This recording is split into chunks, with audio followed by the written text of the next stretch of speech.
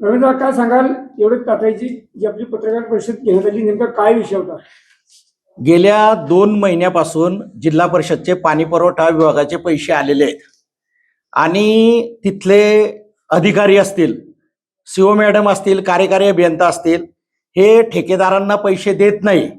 या संदर्भात त्यांना जाब विचारण्यासाठी गेले असता, म्हणजे महाराष्ट्रातील सर्व जिल्हा परिषदांना जे पैसे मिळालेले आहेत ते सर्व पैसे ठेकेदारांना वाटले गेले, पण जळगाव जिल्हा परिषदले गेल्या 2 महिन्यापासून पैसे वाटलेले नाहीत आणि सर्व ठेकेदार हे कर्जबेजारी झालेले आहेत. या संदर्भात कार्यकारी अभियंत्याला जाब विचारला असता 20 तारखेपासून सर्व फायली फक्त कार्यकारी अभियंत्याच्या एका बटनावर सर्व ठेकेदारांना पैसे मिळत असताना सुद्धा 20 तारखेपासून ठेकेदारांना हे कार्यकारी अभियंता चगवत होते. निलेश रमेश पाटील यांनी त्यांना सांगितलं की साहेब, आज तुम्ही आम्हाला पैसे दिल्याशिवाय आम्ही तुम्हाला काही जाऊ देणार नाही, आणि त्याने दरवाजा असा आघड केला आणि फक्त एवढ्या कारणासाठी निलेश रमेश पाटील यांच्यावर त्या पाणी पुरवठा विभागाने कोणाच्या दबावाखाली गुन्हा दाखल केला, सीओ मॅडमला कोणाचा फोन आला आणि निलेश रमेश पाटील यांच्यावर सरकारी कामात अडथळा आणला या स्वरूपाचा गुन्हा दाखल केला. अधिकारी तर कर्मचारी गुन्हा दाखल करायला तयार नव्हते, परंतु वरिष्ठाकडनं त्यांच्यावर दबाव आणला गेला आणि जो कोणी पैसे मागेल, आपल्या हक्काचे पैसे मागेल, त्याच्यावर अशा प्रकारचे गुन्हे दाखल करून ह्या पाणी पुरवठा विभागाने, आणि दुर्दैव म्हणावं लागेल की ह्याच जिल्ह्याचे पाणी पुरवठा मंत्री असताना सुद्धा इथला पाणी पुरवठा विभागाचा कारभार एकदम भोंगळ चालू आहे. आणि कोणी जर त्यांना प्रश्न विचारायला गेलं तर निलेश रमेश पाटील, तो माझा मोठा मुलगा आहे, त्याच्यावर सरकारी कामात अडथळा निर्माण केला अशा स्वरूपाचा गंभीर गुन्हा दाखल केला.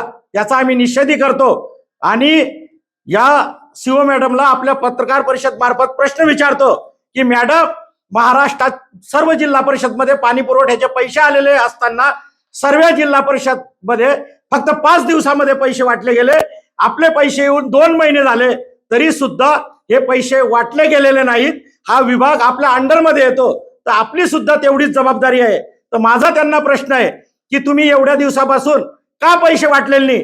का ठेकेदारांना आत्महत्या करण्याची वाट बघतायत का आपण, जशा महाराष्ट्रामध्ये ठेकेदार आत्महत्या करताय? हा माझा प्रश्न आहे. आणि एका तरुण कार्यकर्त्याला, एका तरुण ठेकेदाराला तुम्ही अशा प्रकारचे गंभीर स्वरूपाचे गुन्हे दाखल करून तुम्हाला काय करायचंय? त्यांनी गुन्हेगार बनायचंय का?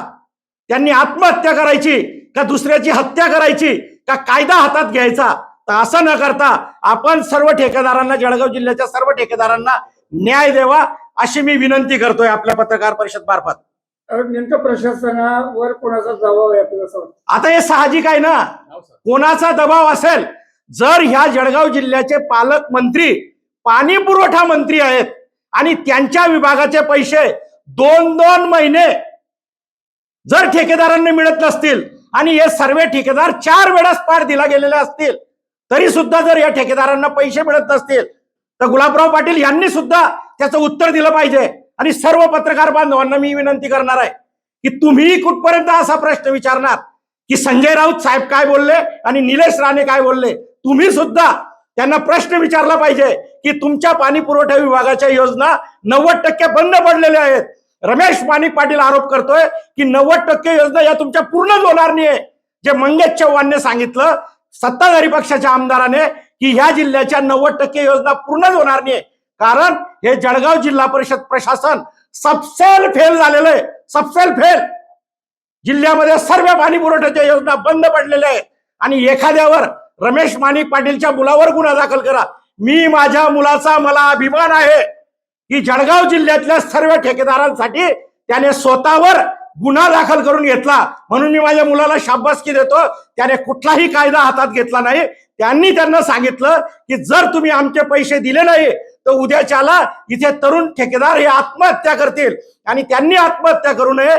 20 तारखेपासून तुमच्याकडे सर्व कॉम्प्युटरमध्ये रेडी असताना 1 सेकंदाचं काम फक्त तुमचं बटन दाबायचं आहे, म्हणून तुम्ही का वितरित करत नाही?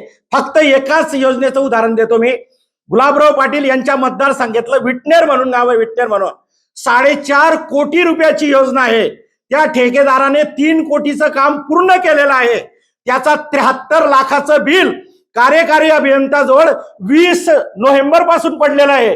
त्यांचं फक्त एका सेकंदाचं बटन दाबण्याचं काम आहे. ते 73 लाख रुपये कशासाठी कार्यकारी अभियंत्याने थांबून ठेवलेले आहे हे मंत्री महोदयांनी त्यांना विचारलं पाहिजे. आणि शेवटी त्यांचा हेतू काय आहे?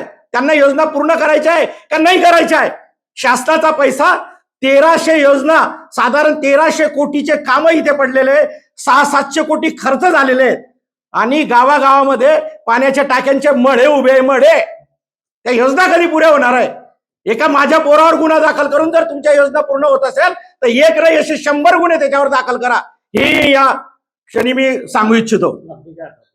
मागणी एकच आहे की ह्या जिल्हा परिषदमध्ये लोकल बॉडी नसल्या कारणामुळे प्रचंड भ्रष्टाचार चालू आहे, प्रचंड अनियमित चालू आहे. तिथे कोणाच्याच ताब्यात कोणीच नाही, कोणीच त्याचा अधिकारी नाही आणि करोडो रुपयाचा भ्रष्टाचार होतोय. मी पहिल्या दिवसापासून सांगतोय की पाणी पुरवठा योजना जळगाव जिल्हा परिषदमध्ये 100 कोटीचा भ्रष्टाचार झालेला आहे. या संदर्भात मला कोणीही विचारणा केली तर मी त्याचे कागदपत्र द्यायला तयार आहे. पाणी याच्या बांधकामच्या कसल्या फायली काय झालेली? अहो, डिपॉझिटच्या फाईल काम करून ठेकेदाराला 1 वर्षानंतर त्याची डिपॉझिट वापस भेटते. 8-8 वर्ष झाले, 8-8 वर्ष फाईलीच भेटत नाही. त्याच्यासाठी माहिती अधिकार टाकावा लागतो, त्याच्यासाठी अपील करावी लागतं. त्याच्यासाठी आता नाशिकला अपील करायचं का?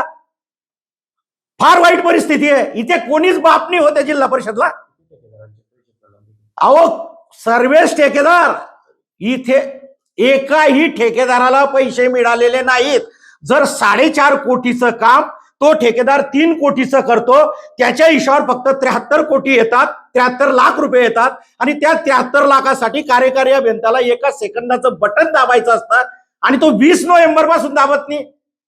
आज 7 डिसेंबर येऊन गेलं. त्याला काय पाहिजे? तो म्हणतो मी एकटा थोडी खाणार आहे, मला वरपर्यंत पैसे पोचवावे लागतात. आता वरपर्यंत कोणापर्यंत पोचवावे लागतात पैसे यांना? आता निलेश पाटील यांचे किती रुपयाचे बिल थकीत आहेत? अहो, निलेश पाटीलचे किती रुपयाचे पैसे थकीत आहे हा भाग वेगळा. इथे प्रत्येक ठेकेदाराचे जर त्याने 1 करोडचे कामं केलेले आहे तर 1 करोड मध्ये त्याला 5 लाख रुपये भेटलेले, फक्त 5 लाख. आणि आता जेमतेम 10 लाख रुपये भेटणार आहे त्याला. आणि ते 10 लाख रुपये भेटणार आहे तर ते 2 महिन्यापासून पैसे येऊन पडलेले. अरे द्या ना बाबा त्याला 10 लाख. त्याने जे व्याजाचे पैसे काढलेले मार्केटमधले, अरे त्याचं व्याज तर फेडू द्या. का त्याचा जीव घेतल्यापर्यंतच थांबणार आहेत तुम्ही? हे तर सर्व मोकळे होऊन गेलेले आहे कमिशन खाऊन. कार्यकारी अभियंत्याचे नाव, कार्यकारी अभियंत्याचं नाव राहुल जाधव म्हणून आहे आणि फिर्यादी किशोर निकम आहेत. हे काय म्हणता येईल यांना? हे मोहरे आहेत, हे मोहरे आहेत. हे काय करतील?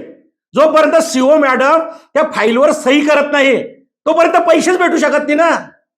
मागच्या 6 महिन्यामध्ये कामं होऊन ज्या फायली आलेल्या होत्या त्या फायलींवर त्याच वेळेस सीओ मॅडमने सह्या केल्या पाहिजे होत्या.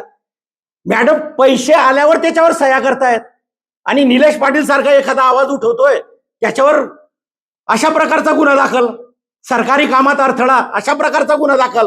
काय करेल तो?